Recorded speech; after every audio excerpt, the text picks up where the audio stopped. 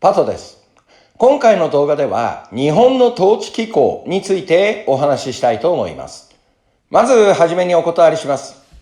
こちらですね。EJU 総合科目のシラバスです。これはこの動画を撮っている現在、2026年第1回日本留学試験から適用されるとして、JASSO が公開している総合科目のシラバスです。詳しくは説明欄にリンクが貼ってありますので、そちらをご覧ください。で、これですね。これが今やっている政治分野のシラバスです。いかがでしょうかって言ってもちょっとわかんないですね。実はですね、このように、こちら出てきましたが、こちらの右側が日本人受験生が学習するシラバスです。どうですか？ご覧いただいている通り、赤字に変わった部分、EJU と日本人受験生と順番が違うんですね。これはどういうことでしょうか？実は、私、これを見たとき、思わず膝を叩いてしまいました。こんな感じですね。そう。私が指導しているときは、いつの間にかこのEJU の順番になっていたんです。というのも、日本国憲法の中には、この統治機構が出てきて、それらを知らないとなかなか理解できない部分があるんです。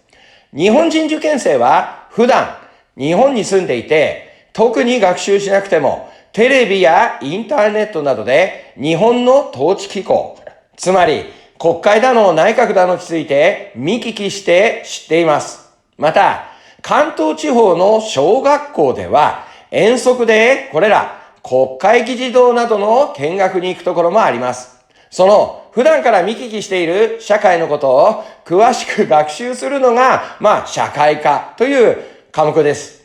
しかし、外国人留学生の中には全く違う政治体制、政治システムの国から来ている学生もいます。そのため、日本国憲法も、この統治機構について何の予備知識もないゼロから学習することになってしまいます。そこで、私の場合、日本国憲法を教える前に、まずは日本の統治機構を教えるようにしています。そうしないと、憲法の中身も、ただなんとなくでしか理解できない。そんなことがあるんですね。それでこのジャストのシラバスもこのような順番にしたんじゃないか、なんて思ってるんですが、実際はどうかわかりません。外国人留学生の指導について経験豊富なベテランの先生でしたら、この順番で教えるかもしれませんが、ただ私の勘違いでね、間違ってこの順番にしただけかもしれません。いずれにせよ、私自身、まず統治機構を教えた方が、次の日本国憲法の理解の助けになると考えてお話ししようと思っています。もちろん、日本人にしか教えたことがない先生でしたら、日本人の順番で教えた方が楽ですし、私も新人の頃はそうでした。けど、この動画では留学生の理解度を最優先に考えていますので、JASSO が示したこのシラバスの順番でお話ししていきたいと思います。よろしいでしょうか？そんなわけで、これからお話しする統治機構は、すべて次に学習する日本国憲法を理解するための伏線だと思ってご覧ください。よろしいでしょうか？それではお話ししていきましょう。日本の統治機構です。日本の統治機構は戦後、国の政治を行う国政と地方の政治を行う地方自治と大きく2つに分けられました。今回の動画では国政のお話をしていきたいと思います。政治を行うにはまず法律を作ります。その法律をもとに政治を行います。これが法の支配の原則です。そして、その法律に違反したり問題が起きたりした場合、法律でもって解決していきます。まずは、これらを日本語で確認していきましょう。法律を決める統治機構を日本語では議会と呼んでいます。それに対し政治を行う統治機構を政府。さらに法律で裁く統治機構を裁判所とそれぞれ日本語では呼んでいます。また、それぞれの統治機構が持つ権力のことを法律を決める権力を持つ議会は立法権。政治を行う権力を持つ政府は行政権。裁判を行う裁判所は司法権と日本語では言います。これらは呼び名が違っても世界各国いろいろな国にある同じ統治機構だと思いますので、ぜひここでは、くどいようですが日本語の学習だと思ってご覧ください。はい。で、こちら、この写真ですね。観光地にもなっていますので、見たことのある方もいるんじゃないでしょうか。これが日本全体の立法府。法律を作るところですね。立法府である議会の建物で、ここを日本語では国会と呼んでいます。そしてこちらの建物。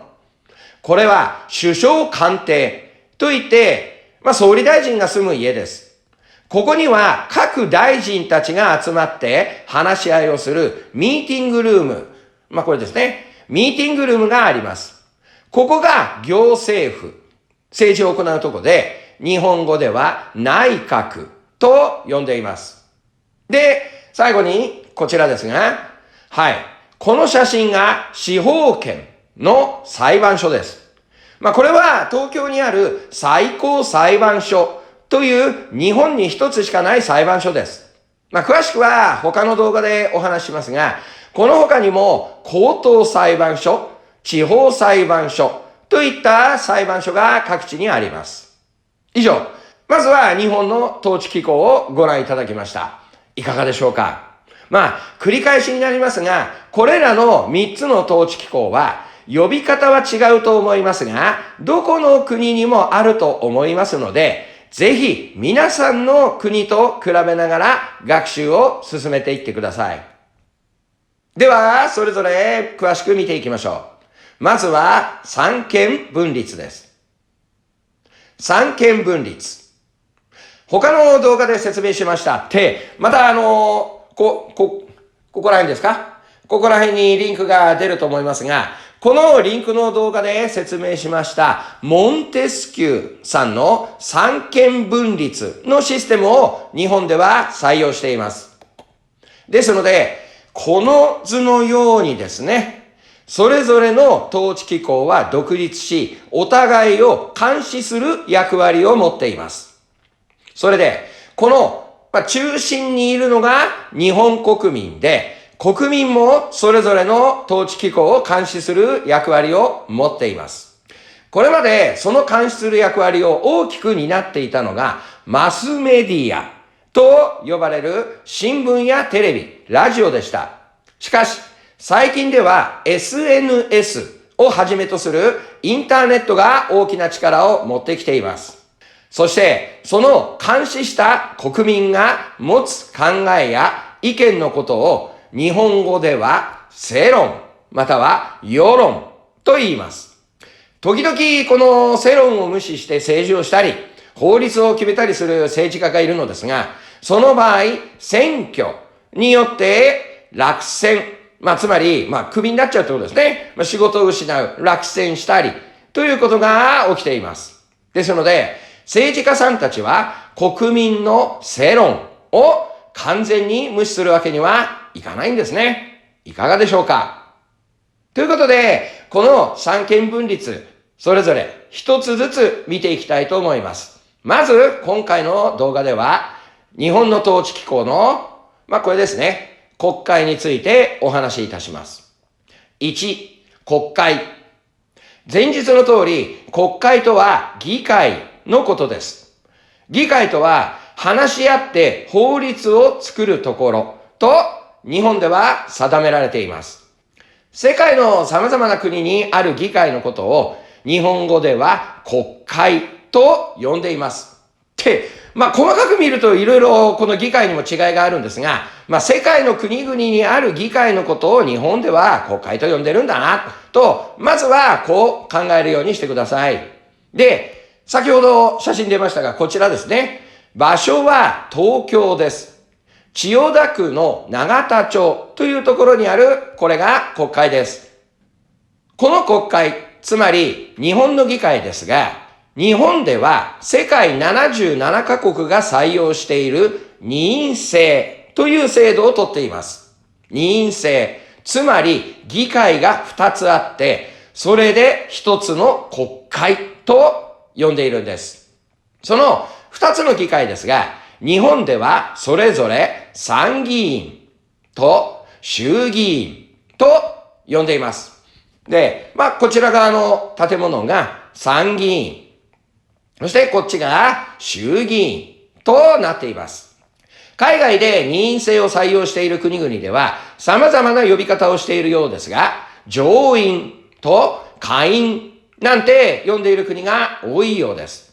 この日本の参議院と衆議院もこの上院と下院に似ていると今は考えておいてください。海外の上院に当たるのが日本では参議院になります。下院に当たるのが衆議院になります。実際はもう本当様々な違いがあるんですが、今は大体そのように考えていってください。これから中身お話ししていきますんでね。で、戦前、つまり第二次世界大戦が終わるまで参議院というのはなくて、代わりに貴族院と呼ばれる議会がありました。これはイギリスの議会と比べれば分かりやすいですが、当時の貴族院はイギリスの上院のように原則天皇が議員を決めていました。普通の人が貴族院にはなれなかったんですね。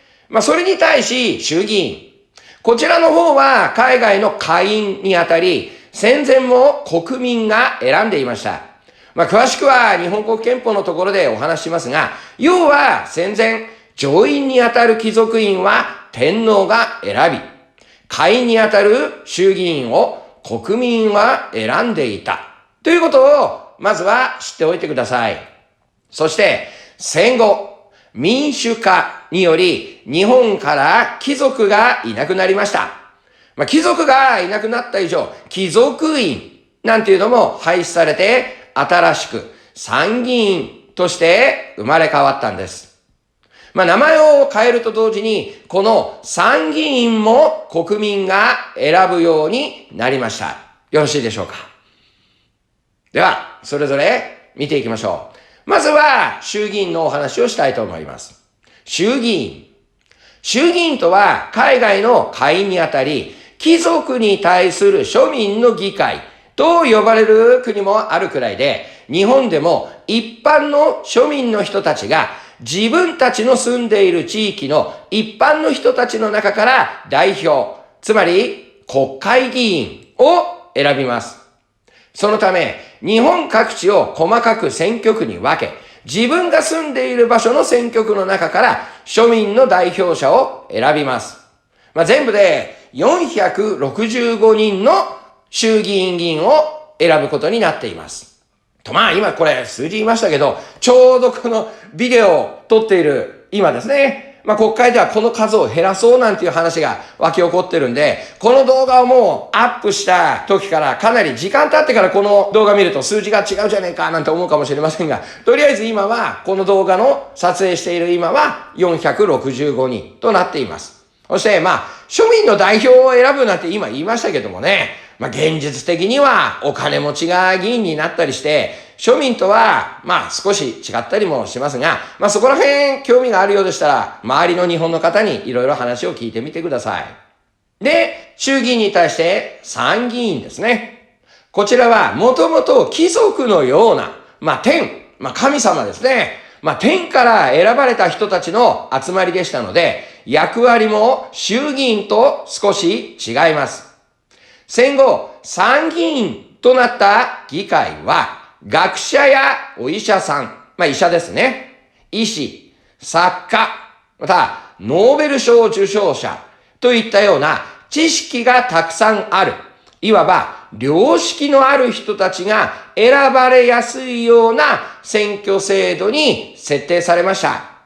衆議院で選ばれた一般の人たちに対し、参議院はめちゃくちゃ頭のいい専門家たちが選ばれ、その頭のいい人たちが良識をもって判断する良識の府と呼ばれる議会となったのです。こんな話をですね、日本の人が聞いたら、はってなったりすると思うんですが、理屈は今お話しした通りなんですが、現実としてはちょっとって感じなんですね。最初、参議院が設けられた頃は、どこの政党にも属さない議員や、文字通り良識のある議員の方が選ばれたようですが、時代が進むにつれて、この参議院、変化していきました。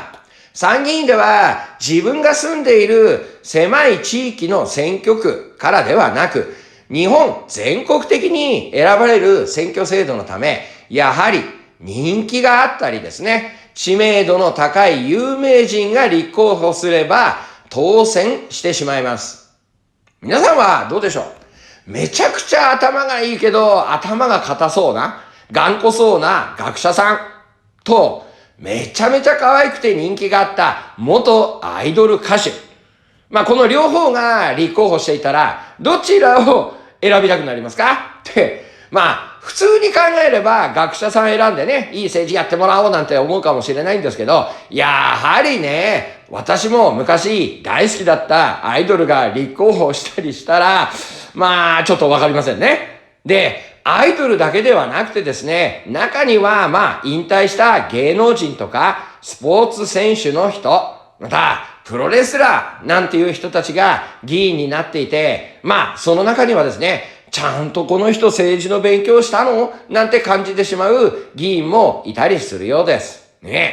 可愛いだけじゃダメですかなんてね、最近流行ってるみたいですけれども、政治の世界ではちょっとなんて思うんですが、いかがでしょうかって、ちょっと失礼いたしました。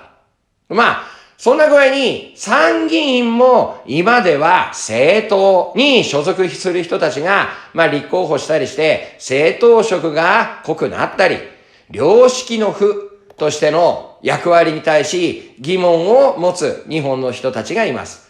これも興味がありましたら、周りの日本の人たちにぜひ聞いてみてください。で、それでも国民に選ばれた日本を代表する人たちです。先ほど言った通り衆議院は465人、そして今お話しした参議院は248人が選ばれます。任期、務められる期間は衆議院が4年、参議院が6年となっていて、参議院では3年ごとに半数の議員が選挙で選ばれ直されます。この選ばれた人たちのことを、先ほどお話しした国会議員と呼びますが、選ばれたからこそ、この国会議員には実は特別な権利、特権が与えられているのです。議員特権。こちら。1、不逮捕特権。2、免責特権。3、高い給与。それぞれ簡単にお話ししたいと思います。1、不逮捕特権。これは議会制民主主義を採用している国ではおなじみで、日本でも国会議員は国会会期中、つまり国会が開かれている期間、警察に逮捕されることはありません。とは言っても現行犯、つまり警察の目の前で犯罪を犯せば、別になっています。その場で逮捕されてしまいます。2、免責特権。こちらも同じ議会制民主主義を採用している国ではおなじみのようで、議会内での発言に対して責任を負うことが免除されています。3、高い給与。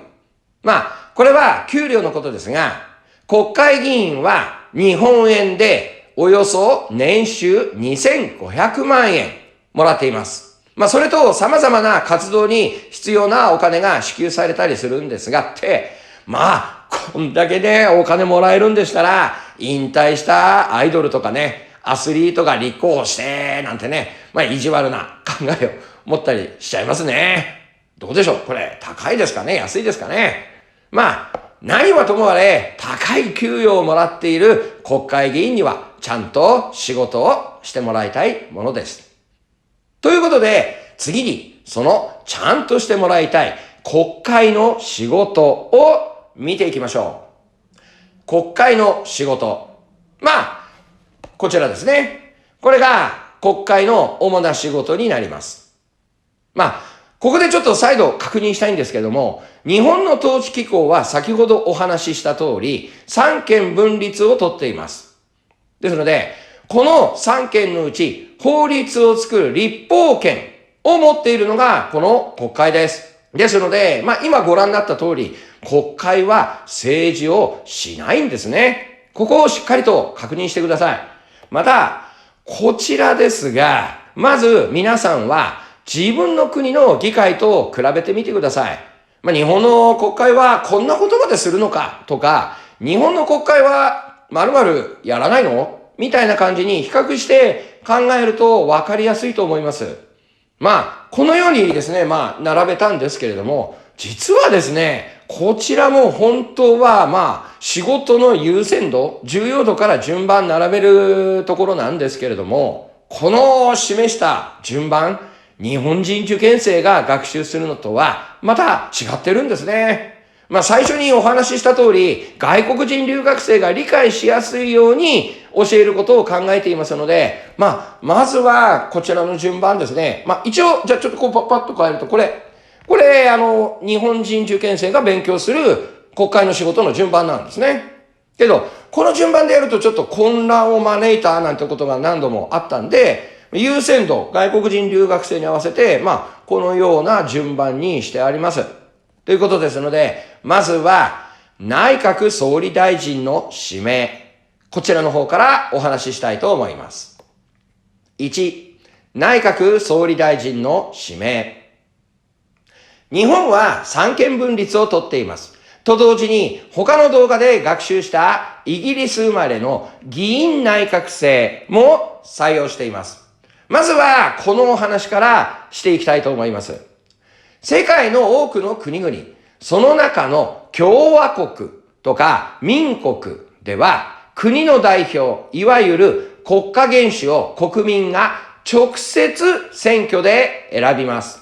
ここら辺、また、ここからね、リンク出てくると思いますけど、こちらのリンクに出てる動画でお話ししました。ここで政治体制解説していますので、よろしければ参考までにご覧になっておいてください。それで、国民から直接選ばれた国家元首。国家元首って言いましたけども、この国家元首を大統領なんて呼ぶんですが、このような国では国家元首、大統領ですね、と議会の議員と両方とも国民が直接選ぶことになっています。それに対して日本では国民は国家元首を直接選ぶことができないんですね。というのも、すでに国家元首として日本には天皇がいるからです。昔は国家元首である天皇が政治を行うのでしたが、戦後、日本は立憲君主制の国となりましたので、天皇が政治をすることはありません。これは日本国憲法にも記されています。そして、イギリスの動画でご説明した通り、君主に代わって、つまり日本では天皇に代わって政治をする人物を議会、日本では国会が指名し、その人物を天皇が任命するとなっています。つまり、立法権である国会が指名した人物を行政府、行政権のリーダーとして天皇が任命するという形になっているんですね。任命された人物が行政府、つまり日本語では内閣と言いますが、内閣を組織して政治を行います。その人物を日本語では内閣総理大臣と言います。ここら辺、外国人だけでなく、日本人からもその時もし天皇が指名した人物を拒否したらなんて聞かれますが、これもこんなことはありませんというより、憲法に記されていますので、ここでは、ここら辺の話はとりあえず置いといてください。任命された総理大臣は、自分の考えでその他の大臣を選び、行政府を組織します。行政権の内閣を組織します。この行政府を日本語で内閣と言うんですが、つまりですね、行政府を作ることも実は国会の大切な仕事なんです。ここら辺海外と事情が違ったりしますので、まずお話ししましたが、これが日本の国会です。そして三権分立の通り指名した内閣総理大臣を国会は厳しくチェックしていきます。自分たちが指名した以上ですね、厳しくチェックするんですね。で、もしその総理大臣の政治が良くないと判断されたらどうなりますでしょうか。そこで出てくるのが丸2の内閣不信任決議となります。これは分かりやすく言えば国会が話し合って内閣総理大臣をクビにできるということですね。また、そのためには内閣が行っている政治、ちゃんと政治やってんのかね、とんでもない政治やってんのか、厳しくチェックする必要が国会にはあります。それが丸3の国政調査権になります。日本で生活してると、こんなね、写真や映像をテレビとかで目にすることがあると思いますが、主にこの場面が国政調査権を行使していると考えてください。ここでの発言ややり取りは公開されるので、国民からの内閣の支持率が変わってしまう、なんていうこともあります。さらに、政治をするには、というより、日本国を運営していくには、お金が必要です。そこで、国民から絞り取った、じゃなくてですね、集めた税金から内閣が予算を編成します。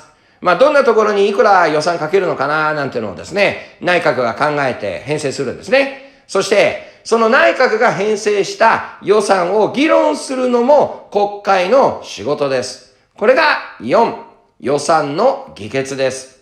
ここでですね、この分野にこんなにお金かける必要があるのか、みたいな形でですね、議論が行われることになっています。と同時にですね、使った予算の結果、年度が終わってですね、去年どんなことに予算使ったのか、なんていう決算をチェックして、それを承認するのも国会の仕事となります。これが5、決算の承認となります。さらにですね、同様に内閣が外国と結んだ条約ですね。この条約を承認するのも国会の大切な仕事の一つとなっています。いかがでしょうか。議員内閣制の国から来た留学生なら理解しやすいと思いますが、そうでない国から来た留学生はここら辺しっかりと勉強しておいてください。どうして日本の人たちは自分たちの大統領、つまり国家元首ですね。国家元首を選べないのか。もう一度言います。日本人は自分たちの力で国家元首を選ぶことはしません。国家元首は天皇であり、天皇に代わって政治を行う内閣総理大臣を国会が指名するのです。その国会議員を選ぶのが私たち日本国民です。とここまでが行政府、内閣ですね。内閣に対する国会の仕事、役割になっています。で、続いて国会本来の仕事である法律の制定についてお話しします。法律の制定。日本で法律を作ることができるのは唯一国会です。そのため国会のことを日本国憲法では国権の最高機関と定め、国唯一の立法機関としています。つまり日本の法律はこの国会だけが作ることができるのです。これを国会単独立法の原則なんて難しい言葉では呼んでるんですが、国会以外の機関は一切法律作りには関わらないということを示しています。これをとって国会中心主義などとも日本では呼んでいます。また、任意制を採用しているため、参議院と衆議院の両方が賛成しなければ法律は成立しないシステムになっています。法律を決めることは重要なことだから、慎重に2回審議、話し合いをしようというのが任意制の目的です。法律が決まるまで時間が大変かかってしまいますが、急いで変な法律を作ってしまうより、じっくりと時間をかけて話し合いましょう。特に参議院の人たちは、良識でもって時間をかけて研究、議論して判断してほしいという考えがこの背景にはあります。参議院がちょっと問題だなんて言われているのは、先ほどお話しした通りです。法律を作ってほしいとき、地元の国会議員にお願いして法案を提出してもらいます。この時、参議院でも衆議院でもどちらに提出しても構いません。提出された法案を審議し、その議員で可決、つまり賛成されたら次の議員へ移り、もう一度審議するのです。法案を受け取った議員の議長は、まずはその法案を委員会というところで審議させます。これは全体が揃う本会議では人が多すぎるから、まずは少数で話し合おうということで委員会に送るのです。この写真の場面見たら見たことあるかもしれませんが、これが一応委員会の写真なんですね。これを委員会中心主義と言います。その委員会の審議の際、専門的な話が必要になったり、当事者たちの意見が必要になったりする場合があります。その時は公聴会というのを開き、専門家や当事者などを呼んで意見を聞きます。広く意見を聞いた後、委員会で採決が行われ、可決されると本会議へと送られます。本会議へ送られた法案は多数決によって可決されると、次の議員へと送られます。最初に参議院に提出して可決されたら、次は衆議院でもう一回やる。先に衆議院だったら次は参議院でもう一回やる。という流れになっています。そして、次に送られた議員でも同様に審議し、可決、つまり賛成されると、晴れて法律として制定されるのです。ここでもし一方の、衆議院でも参議院でも、どちらか一方が否決、つまり反対したら、この場合はその法案は廃案、つまり成立しないということになります。ただ、どうしてももっとよく考えてほしいというときは、両院協議会というのが開かれ、お互いの意見の調整が始まります。このようなシステムをとっているんですね。ただ、これら法案審議ですが、任意制ではあっても、緊急性を要したり、重要な案件というのが存在します。そのような場合は、参議院よりも衆議院の意見が優先されます。これを衆議院の優越と呼んでいます。例えば、予算の議決とか、条約の承認、また内閣総理大臣の指名、法律案の再議決、予算の選議権といったものが衆議院には優先的に認められているんです。というのも、これは衆議院は議員の任期が4年で、参議院の任期の6年に比べて短く、国民というよりも一般の人たちの意見が反映されやすいというのが理由であることと、もう一つですね。内閣総理大臣の不信任決議。これが関係してきます。実は、衆議院で内閣の不信任決議が行われた場合、つまり、今の内閣はダメだ総理大臣はクビだとなった場合、どうでしょうか。ダメな総理大臣を指名したのは、実は国会なんですね。つまり、ダメな総理大臣を選んだ国会にも責任があるんです。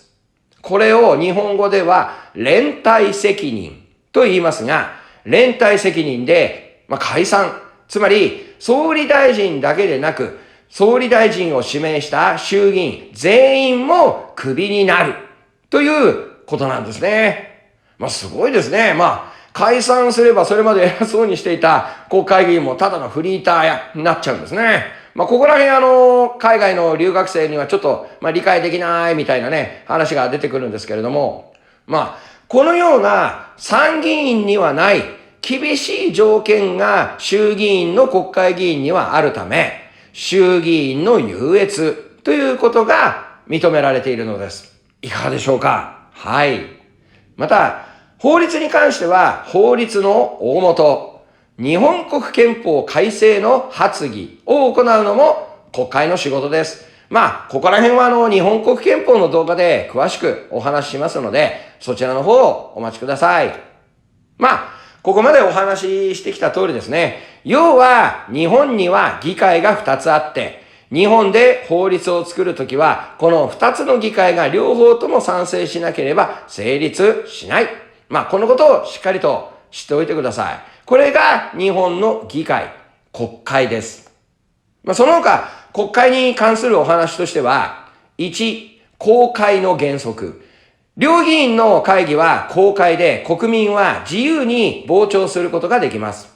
また、会議録の保存と公開が義務付けられています。ただ、出席議員の3分の2以上の賛成によって傍聴などを禁止することができるようになっています。2、定則数。会議を開くための最低限の出席者の数です。本会議では3分の1以上、委員会では委員の2分の1以上出席しなければ会議は成立しません。3、議決。議決は基本的に多数決になっています。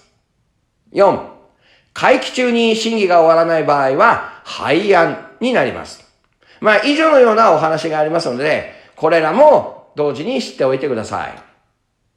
では、最後にですね、この国会はいつ開かれているのか、そしてどのような種類の国会があるのか、それを見ていきましょう。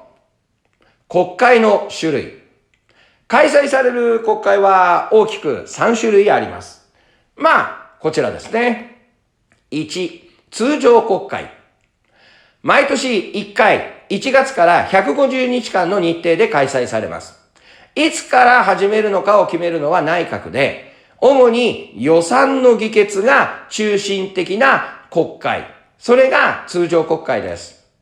日本に来る留学生の多くが、日本の1年は4月から始まるんですかと驚きますが、4月から会社や学校が始まるのは、実はこの予算に関係しています。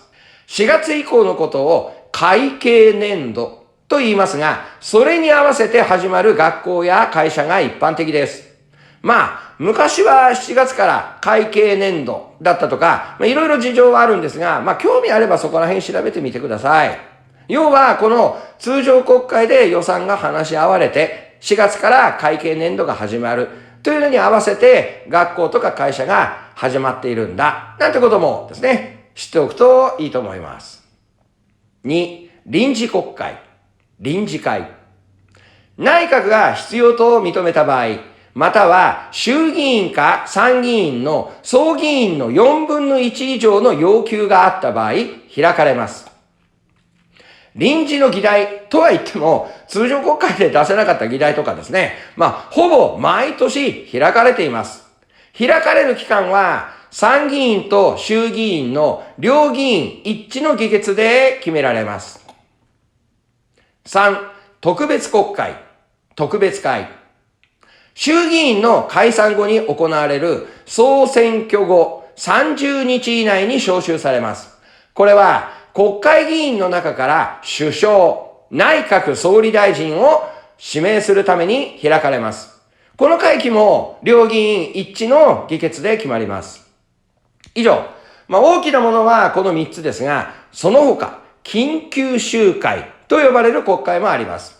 これは衆議院が解散して、衆議院議員が誰もいない時ですね。その間に国に緊急の必要があると内閣が考えた場合、参議院だけで暫定的に決定する国会です。